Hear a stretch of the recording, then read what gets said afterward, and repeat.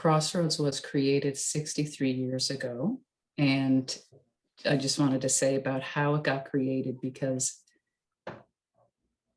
I think it's really interesting. So the person who created it was a reverend doctor in the US, Dr. Robertson, a Black man. And he had an idea that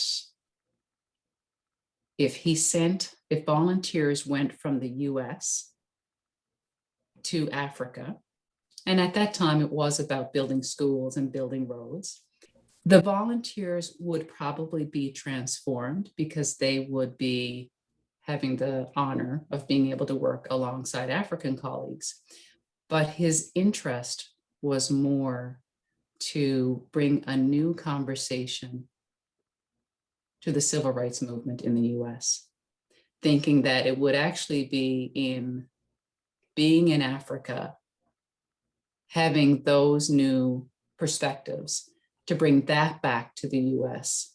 That's what his interest was. And so it came to Canada because there was a small group of United Church congregants who went to Dr. Robertson and said, we have $10,000, and that was back in the early 60s. So it's a lot of money. We'd like to give it to you to continue your work. And he said, I'd like you to start this in Canada. So that's how it was started. Yeah.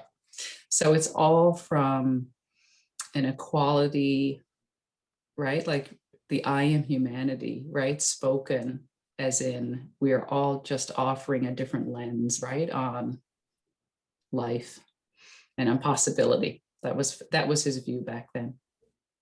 So for right now, Crossroads is in 11 countries in sub-Saharan Africa. So it's like, wow, okay, so the rights of women and girls in those 11 countries in partnership with all genders, so that reality